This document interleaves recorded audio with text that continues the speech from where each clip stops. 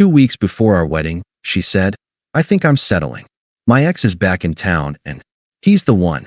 I called every vendor, canceled everything, and ate the deposits. Sent her a single email with the cancellation confirmations. A year later, the ex ghosted her, and she showed up at my new apartment crying. Hey viewers, before we move on to the video, please make sure to subscribe to the channel and hit the like button if you want to see more stories like this. Thanks. The wedding invitations sat in a neat, accusing stack on our coffee table. 200 little declarations of a future that, in 2 weeks, was supposed to start. I was addressing the last few envelopes, my handwriting careful and steady. Sarah was pacing by the window, her phone a silent, dark shape in her hand. For 3 days, she'd been like this. A ghost in our apartment. I'd chalked it up to pre-wedding jitters, the overwhelming stress of finalizing 100 details. I'd taken on more, trying to lift the weight, confirming with the band, finalizing the menu with the caterer, hoping my quiet efficiency would calm the storm I saw brewing behind her eyes. I put the pen down. Sarah, talk to me. Is it the seating chart? Aunt Carol threatening to wear white again. We can fix anything. She stopped pacing but didn't turn from the window. The city lights painted her profile in cool blues and yellows. It's not the wedding. The quiet way she said it, the detachment, sent the first real trickle of ice down my spine. Okay, I said, keeping my voice even. Then what is it? You haven't been yourself. She finally turned. She looked at me, but her eyes seemed to focus on a point just past my shoulder, on the framed photo of us hiking last fall. My arm was around her, both of us smiling, windblown and happy. I've been having doubts, she said, the word landing in the quiet room like a lead weight. Doubts. I repeated, the word feeling foreign in my mouth. We'd just had our final fitting. We'd tasted the cake. We'd chosen the song for our first dance. About what? She took a sharp breath, as if steeling herself for a performance. Jake is back in town. The air left the room. Jake, her college boyfriend. The tattooed, charismatic chaos agent whose name had always been spoken with a weird mix of eye roll and wistfulness. He'd blown through her life for 2 turbulent years before leaving for a music career out west. He was a punchline we'd agreed on, her wild past, my stable future. You've seen him? My voice was flat. He reached out. For coffee. It was just supposed to be closure. She said the word like it was something she'd rehearsed. But seeing him, it confirmed something I think I've been feeling for a while. What did it confirm, Sarah? I asked, my hands now still on the table. What we have. She began, gesturing vaguely between us, at the apartment, at the invitations. It's comfortable. It's safe. It's predictable. You're a good man. You're kind. You'll make someone a wonderful, stable husband someday. Every word was a precise, surgical cut. She wasn't yelling. She was giving a thesis. But with Jake, she continued, and for the first time, her eyes lit up, not with joy, but with a feverish intensity. It's electric. It's unpredictable. It's real. Talking to him, it was like no time had passed. All these feelings, they just came back. I stared at her. So you had coffee. You had feelings. What are you saying? I'm saying I think I've been settling, she said, and the clinical finality of it was the cruelest part. You are everything a woman is supposed to want. But Jake, he's the one. He always has been. I was just too young to see it before I met you. The logic was so twisted, so narcissistically pristine, it left me momentarily speechless. Settling. For a life we'd built together. For the trust, the inside jokes, the plans, the shared savings account where I'd deposited 80% of the wedding fund. I was the safe harbor she was bored of. You're leaving me, I said, not a question. 2 weeks before our wedding. For a guy who ghosted you for 5 years. Don't make him sound like that, she snapped, the calm facade cracking for a second. He was finding himself. And I'm not. I'm not trying to hurt you. I'm being honest. It would be so much worse to go through with this knowing my heart isn't fully in it, wouldn't it? That would be the real betrayal. There it was. The masterpiece of manipulation. She was the brave one, the honest one, sparing us both a lifetime of mediocrity. My devastation was just collateral damage on her road to authenticity. I didn't cry. I didn't raise my voice. I just looked at the woman I loved, who had now become a stranger delivering a foreign policy announcement. So that's it. You're choosing him. I have to listen to my heart, she said, her chin tilting up. A rehearsed line from a bad movie. I'm so sorry, but I can't marry you. She stood there, waiting. For my tears. For my anger. For the dramatic scene that would justify the grand narrative of her epic love story with Jake. She needed me to be the villain, or at least the weeping supplicant, to make her exit more poignant. I gave her nothing. I just nodded, a slow, mechanical movement. Okay. The confusion that flickered across her face was the first satisfying thing I'd felt in an hour. Okay. You've made your choice. My voice was calm, empty. It wasn't a tone I'd ever used with her before. It was the voice I used for telemarketers. You should probably go be with him, then. She hesitated, thrown. This wasn't in the script. I need to pack a few things. And we need to talk about all of this.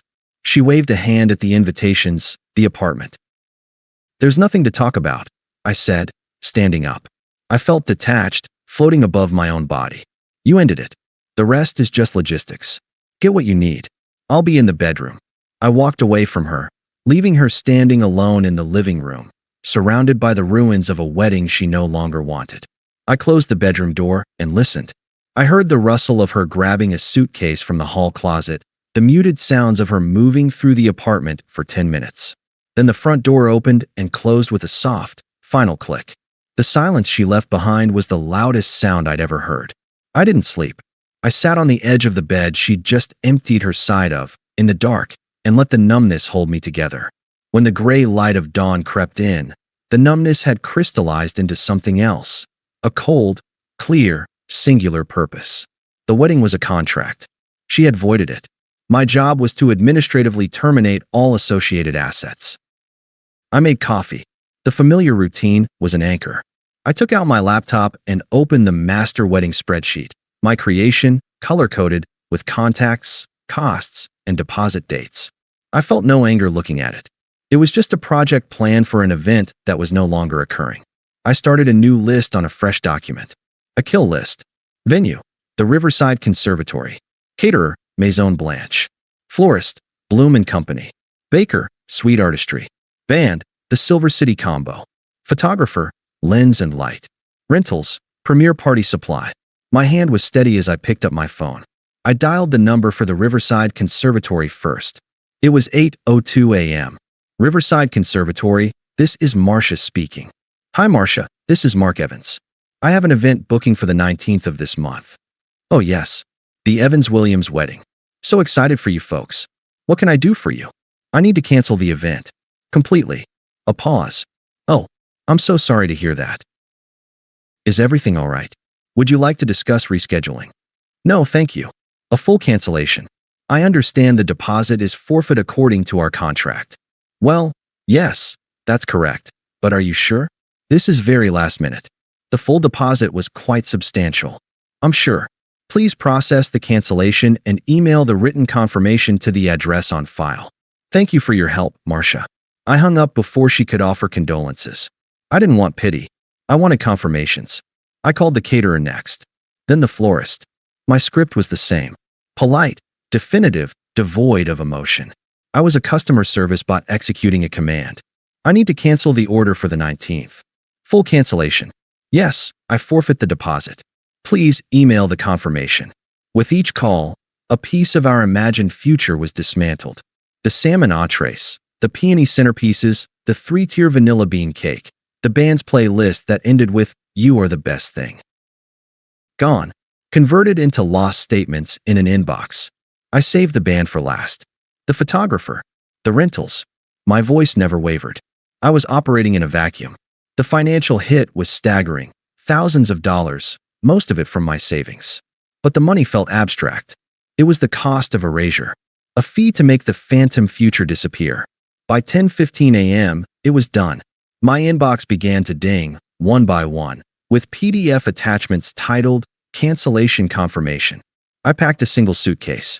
Clothes, toiletries, my laptop, the small lockbox with my passport and important documents. I didn't take a single photo. I didn't touch her things. I just needed to be gone from this museum of a life that was now defunct. I drove to a budget extended stay hotel on the other side of the city. I paid in cash for a week. The room was bland, beige, and anonymous. Perfect. I opened my laptop. I compiled all the cancellation PDFs into a single file. I opened a new email. I typed her address. The body of the email required no thought. It was a clinical report. To Sarah, subject: wedding arrangements as per your decision. All wedding arrangements have been terminated. Attached are the cancellation confirmations. All deposits have been forfeited. I will be in touch to arrange a time to collect the remainder of my belongings. Mark. I attached the PDF. My finger hovered over the trackpad. There was no rage, no sadness, no satisfaction. There was only the finality of a task completed. I clicked send. Then I turned my phone off. When I powered it back on a few hours later, it erupted. A volcano of notifications. Missed calls. Texts. The first one from Sarah, timestamped 11 minutes after my email. Sarah, what is this? What did you do? Then, 5 minutes later, call me. Now. We need to talk about this like adults. Then, you can't just unilaterally cancel everything. My parents are calling. Then a voicemail. I played it on speaker, my face expressionless. Her voice was shrill, stripped of all its earlier calculated calm. Mark, what the hell is wrong with you? Do you have any idea how much money you just threw away? My mother is hysterical. You can't just, you have to call these people back and fix this. This isn't how you handle a disagreement. Call me back right now, you selfish, insane bastard. Click. I deleted the voicemail. I read the last text that had come through from an hour ago. Sarah, I'm coming over. We are talking about this. She was talking to an empty apartment. I put the phone back on the nightstand, the screen facing down. The silence in the beige room was clean. It was mine. It was the first thing that had been entirely mine in a long time. I lay down on the generic hotel bedspread and stared at the ceiling, listening to it. The beige room became my world. The silence I'd first grasped at like a lifeline soon turned into a deafening roar. It was a vacuum where every thought of Sarah, of Jake, of the wedding that wasn't, echoed with crystalline, painful clarity. The first week was a study in numbness. I'd wake up, and for one blessed second, everything was normal. Then the memory would crash in, not as a feeling, but as a cold, hard fact. She's gone. She chose someone else. You are alone. I checked my phone, a reflex born of years of sharing a life. The notifications were all from her, or her circle. I didn't read them. I just noted their existence like a scientist observing a hostile species. Her messages evolved. After the furious ones about money and embarrassment, they shifted in tone. Sarah, day 3, you're really going to ghost me? After 5 years? This is childish, Mark. We need to discuss the apartment, our things. Be an adult. Sarah, day 5, I get that you're hurt. I am too. This is hard for everyone. But we need to communicate. Jake says this silent treatment is a form of emotional abuse. That one almost made me laugh. A wet, hollow sound in the empty room. Jake says, the man who'd blown up her life was now her relationship guru. I deleted it. The pain wasn't a sharp stab. It was a deep, persistent ache, like a bone bruise on my soul. The unfairness of it was the worst part. I'd been loyal. I'd planned. I'd saved. I'd shown up. And I'd been deemed settling. A safe, boring harbor while she waited for a more exciting ship. The logic of it was a maze with no exit, designed to drive me mad if I lingered in it. I had to get out of the hotel. On day 8, I called Ryan, my oldest friend, the one Sarah had always quietly dismissed as too cynical. Dude, I heard, he said, his voice uncharacteristically solemn. Her sister posted some vague, following my heart crap on Instagram. I put it together. My place. Tonight. I have beer, and I'm not taking no for an answer. I went. Sitting on his cluttered couch, surrounded by video game posters and the comfortable smell of old pizza, I felt the first flicker of something other than numbness. It was sanctuary. So, Ryan said, handing me a bottle. The full story. And don't give me the it's complicated bullshit. Her sister's post made it sound like she bravely escaped a hostage situation. So I told him. The pacing, the doubts, the name, Jake, this settling speech. I recited it in that same flat, telemarketer voice I'd used to cancel the florist. When I finished, Ryan just stared. She said you were settling. 2 weeks out. With the cake chosen and everything. That was the thesis, yes. He took a long swig. And you just canceled it all? Every vendor. Yes. A slow grin spread across his face. Cold. I love it. The most expensive breakup in history. It wasn't about the money, I said, and for the first time, I felt a spark of the truth behind the words. It was about closing the file. She ended the marriage. I just ended the party. Let her and Jake have their electric, unpredictable romance. It has nothing to do with me. Ryan's grin faded into something like respect. Hell yeah, that's the mantra. Nothing to do with me. Now, how can I help? With Ryan's help, I found a real apartment. A small, sunny one-bedroom in a neighborhood Sarah had deemed up-and-coming but not there yet. I bought a bed, a sofa, a table. No consultations. No compromises. It was sparse, but it was mine. I went back to the old apartment once, with Ryan as a buffer, at a time she'd agreed to via a terse text exchange. She was there, with Jake. He was exactly as I'd pictured, leaning against my kitchen counter with a practiced casualness, a sleeve of tattoos visible under his rolled-up flannel. He gave me a nod that was meant to be cool, but came off as arrogant. Sarah looked tired beneath a layer of makeup. "Mark," she said, her voice tight. "Sarah." I didn't look at Jake. I walked past them both to the bedroom, where I'd left boxes for my things. Ryan followed, shooting a withering glance at Jake that made the other man shift uncomfortably. As we carried boxes out, I heard her hiss to Jake in the living room. "Just go wait in the car, okay?" He left without a word to me. On my final trip, standing in the doorway of the apartment for the last time, she spoke. "You look good," she said, an awkward attempt at something. Civility? Fishing? "Thanks," I said, hoisting the last box. I didn't return the compliment. She didn't look good. She looked wired and thin. I hope you can find happiness," she said, the words ringing hollow as a bell. I met her eyes then, and I saw a flicker of the old familiarity, but it was buried under layers of her new narrative. "You made your choice, Sarah," I said, my voice quiet but clear. "My happiness is no longer your concern. Goodbye." I left her standing in the doorway of our empty shared history. As the elevator doors closed, Ryan let out a low whistle. "My happiness is no longer your concern." Damn, you're a stone-cold poet, man. But I wasn't stone-cold. In the solitude of my new apartment, the ache returned. I let it. I didn't fight it. I'd sit in the silence, and instead of planning a wedding, I planned my life. I rejoined a weekend hiking group. I finally signed up for the woodworking course I'd always talked about. I poured myself into work, not as an escape, but as a foundation. The pain was like a stubborn house guest, but slowly, day by day, it took up less space. It became a quiet background hum, then a memory of a sound. I changed my number. It was the final, decisive cut. The last tether, snipped. The new silence was profound and, for the first time, peaceful. The news of her downfall came to me in fragments, from oblique angles. I didn't seek it.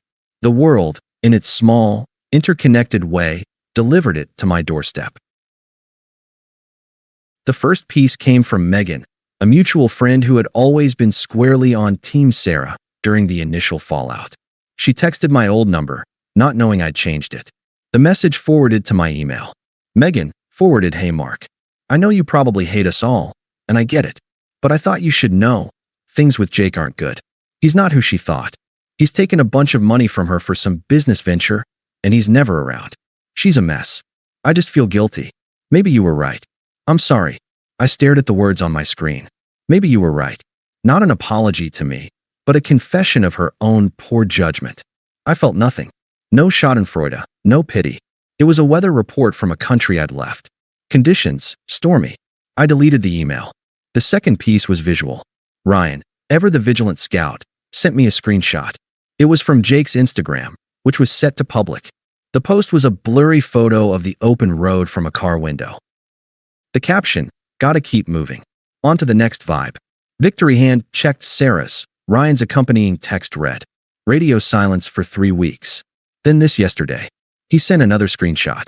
It was a story post, just text on a dark background. It read, "When you realize the adventure was just a detour to nowhere. The plot thickens," Ryan wrote. Or more accurately, collapses. The final, definitive piece came via my parents. My mother, who had been heartbroken but fiercely protective of me, called one evening, her voice laced with grim satisfaction. "You'll never guess who your father ran into at the golf club," she began. "Sarah's dad." I guessed, leaning against my kitchen counter. Through the window, I could see the lights of my new neighborhood twinkling peacefully. Bingo. And he looked, according to your father, like he'd aged 10 years. He was all fake smiles until your dad asked how Sarah was doing. Then he just deflated. My mother paused, and I could hear the clink of her teacup. Apparently, that Jake character bled her dry. Took almost $15,000 for some record studio time. That never happened. Then, last month, he just vanished. Cleared out his stuff from her apartment while she was at work and blocked her on everything. Left her with a maxed-out credit card he'd borrowed. I listened, watching a couple walk hand in hand down the street below. I felt a distant, academic interest. That's unfortunate, I said. Unfortunate, my mother spluttered. It's karmic justice is what it is. She destroyed everything for a common grifter. And now, Mark, listen to this. Now she's telling people she made a terrible mistake, that she was manipulated, that she never stopped loving you. She's trying to rewrite history. Let her, I said, my voice calm. Her history has nothing to do with my present. There was a long silence on the other end. You're really okay, aren't you? She said, her tone shifting from fury to wonder. I'm building a good life, Mom. A quiet one. What she's doing, it's just noise from another room. But the noise was trying to find its way back to my door. A week later, a voicemail appeared on my new, private number. I have no idea how she got it. Her mother's voice, saccharine and strained, filled my car as I drove home from my woodworking class. Mark, dear, it's Linda, Sarah's mom. I know this is highly unusual. We've all been through such a trial, haven't we? That horrible man. He's really done a number on our girl. She's not well. She's lost so much weight. She just sits and cries. She realizes now what she had, what she threw away in a moment of foolishness. We all make mistakes, Mark. You loved her once. As a mother, I'm begging you. Just talk to her. Just a coffee. She needs closure. You're a good man. Don't you think you owe her that, after all your history? The manipulation was so thick, it was almost impressive. Our girl. A trial. Don't you owe her? I felt a cold spike of anger, not for me, but for the sheer audacity. The entitlement that believed my peace was something I owed to the person who shattered it. I didn't delete it immediately. I saved it. I played it again when I got home, sitting in my quiet, clean living room, surrounded by the smell of fresh-cut pine from my class project. I listened to every wheedling, guilt-laden word. Then I drafted a text. I didn't send it to her mother. That would be an engagement. I sent it to Ryan. Me. Her mother just left me a voicemail, playing the sick daughter card, saying I owe Sarah closure. Ryan, LOL. The audacity. What's your move, Ghost General? I looked around my apartment. At the books on my shelf, chosen by me. At the hiking boots by the door. At the half-finished cherrywood box on my workbench. This was my life. It was small, and it was real, and it was untouchable. Me. No move. She's a phantom. You don't negotiate with phantoms. I deleted the voicemail. The chapter was over. The main character had moved on. But as I turned off the light, a cold certainty settled in my gut. Phantoms don't always know they're dead. And this one, desperate and unraveling, was going to try to haunt a place that was no longer her home. The first text arrived on a Tuesday evening. I was sanding the edges of the cherrywood box, the rhythmic swish-swish a meditation. My phone buzzed on the workbench. Unknown number. Mark. It's Sarah. I know you changed your number. I had to beg my cousin who works at the cell provider. Please don't be angry. I need to talk to you. The sawdust in the air seemed to hang still for a second. I felt nothing but a mild, distant annoyance at the breach of my peace. I placed the phone face down and continued sanding. The notification light blinked insistently for a while, then went dark. 2 days later, another. Unknown number. I know you're seeing these. Please. I made the biggest mistake of my life. What Jake and I had, it wasn't real. It was a fantasy. What we had was real. I'm so sorry for how I said everything. For everything. Her words were a broken record, scratchy and out of tune. The grand romance had been reduced to a fantasy. The electric connection was now a mistake. I deleted the message. The following week, the phone rang. The same unknown number. I let it go to voicemail. An hour later, the notification popped up. I played it while stirring pasta on my stove. Her voice was thick, wobbly. Hey, it's me. Look, I'm at my parents' place. Jake's gone. He took money. He took everything. And all I can think about is how I threw away the one good, real thing I ever had. With you. I'm so lost, Mark. I don't expect you to forgive me. I need to hear your voice. I need to know if there's even a 1 in a million chance you could ever look at me again. Please, call me back. There it was. Not an apology for me, but a confession of her loss. Her consequences. The voicemail ended with a soft, practiced sob. I deleted it and plated my pasta. It tasted fine. The silence in my apartment tasted better. The flying monkeys, as Ryan called them, were deployed next. First, Megan again, this time to my email. Megan, Mark, she's really not well. I know she hurt you, but she's being punished enough, don't you think? That guy destroyed her. She's a shell. She cries every day. All she talks about is you and the life she threw away. Would it kill you to send her a text? Just a "I hope you heal." Something. You used to be so kind. You used to be so kind. The ultimate guilt trip. My kindness was a trait she'd valued when it served her, and now it was a weapon to be used against me for not dispensing it on demand. I didn't reply. Then, a Facebook message from her brother, David, whom I'd once helped move apartments. David, hey man, long time. Listen, I'm not going to sugarcoat it. Sarah fucked up. Royal. We all see it. But she's family, and she's drowning. She won't get help. She just obsesses over you. Thinks if she can just talk to you, she can fix it. Maybe you could just meet her, tell her to her face it's over so she can move on? For old time's sake? It would be a mercy. A mercy. They were all framing it as a charitable act for her closure. My closure, the one I'd built meticulously in this new apartment, was irrelevant. My peace was an obstacle to hers. I closed the browser tab. The attempts became a morbid calendar. A happy birthday text on my birthday, she remembered. A Merry Christmas email, generic, but from her.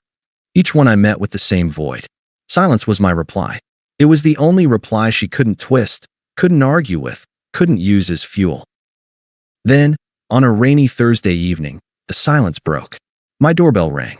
I wasn't expecting anyone. Ryan had a key for emergencies. I peered through the peephole. She was there. Sarah stood under the dim hallway light, huddled in a rain-spotted jacket that was too thin for the weather. She looked smaller, deflated. The careful, polished beauty was gone, replaced by a raw, sleepless anxiety. Her eyes were fixed on my door, wide and desperate. My heart didn't leap. It didn't sink. It just beat, steadily, indifferently. I considered not answering. But I knew this phantom would keep rattling its chains at my door. It was time to make the silence audible. I took a slow breath, unlocked the door, and opened it just enough to stand in the frame. I didn't step out. I didn't invite her in. She flinched as if struck by the sight of me. "You're here," she whispered. "I live here," I said, my voice neutral. "You didn't answer any of my calls. My texts." Her voice trembled, tears already welling. The performance was beginning. "No," I agreed. "I need to talk to you. Can I come in? Just for 5 minutes." "No." The blunt refusal stunned her. She blinked, the tears spilling over. "Please, Mark. I'm not okay. Jake, he used me. He lied about everything. He took money and he left. He ghosted me." She choked on the last word, the irony apparently lost on her. I waited. I said nothing. Her frustration bubbled up at my calm. "Say something. I'm here. I'm humiliating myself. Don't you see what I threw away? We had a whole life planned. A home, a family, and I ruined it for a lie." She was rewriting history in real time. Our plans were now her lost treasure, not the settling she'd scorned. "You were right," she pleaded, taking a half step forward. I didn't retreat. My stillness was a wall. About everything. I was blind. I was stupid. I never stopped loving you. It was always you. That was the line. The one she'd probably practiced in the mirror. It hung in the damp hallway air, cheap and theatrical. I finally spoke. "What you're going through," I said, my tone flat, conversational, "has nothing to do with me." She stared, her mouth slightly open. "What? Of course it does. It's because of you. Because I lost you. You didn't lose me, Sarah. You handed me back. You were very clear. Jake was the one. I was settling. You made your choice. But I chose wrong," she wailed, her composure cracking into genuine, ugly distress. "It was a mistake. People make mistakes. Don't you believe in second chances? Don't you believe the love we had is worth saving?" I looked at her, this stranger crying on my doorstep. I felt a vast, untouchable distance between us. The love we had ended the moment you decided it was settling. You didn't want a second chance with me then. You wanted an upgrade. You don't get to call for a reset now that the upgrade was defective. Her face contorted, hurt flashing into anger. The true colors. After everything I'm going through, you're just going to stand there and be this cold? You're really that vindictive? After what you did, canceling everything and humiliating me in front of everyone. There it was. The core of it. The humiliation. The money. The social fallout. Not remorse for my pain, but rage at her consequences. I didn't humiliate you, I said, my voice still quiet, final. You humiliated yourself. I just accepted your decision and handled the logistics. Goodbye, Sarah. I began to close the door. Wait, she cried, throwing a hand out. You'll never forgive me, will you? You'll hold this over me forever. I paused, the door just ajar. I looked at her one last time, not with anger, not with pity, but with pure, absolute clarity. There's nothing to forgive, I said. You're just someone I used to know. I don't think about you. You should go. I closed the door. The soft, solid click of the deadbolt engaging was the period at the end of the sentence. I stood there listening. I heard a muffled sob, then the sound of her footsteps, slow and heavy, fading down the hallway. Then, nothing but the gentle patter of rain against the window. The silence returned. It was no longer empty. It was full, rich, and entirely my own. I didn't move from the door for a long minute. I half expected more knocking, more pleading. But none came. The storm had rattled the windows and moved on. I walked back to my workbench. The cherrywood box sat there, its surface smooth under my fingertips. I picked up my sanding block and resumed the rhythm. Swish, swish, swish. The motion was calming, the focus absolute. The encounter felt like a brief, dissonant dream, already fading. My phone buzzed. A single text from the unknown number. Unknown number. I'm sorry. For everything. I see now. You're happy without me. That hurts more than anything Jake did. It was her final gambit, a bid for sympathy by acknowledging my happiness as her punishment. It was still, ultimately, about her pain. I didn't block the number. I simply deleted the message and placed the phone in a drawer. Ignoring it was more powerful than blocking it. Blocking was an action, a reaction. Deletion was erasure. The next morning, the sun was out, gleaming off the rain-washed streets. I had my hiking group. As I laced up my boots by the door, I glanced at the spot where she'd stood. There was no ghost, no residue. Just my own reflection in the hallway mirror.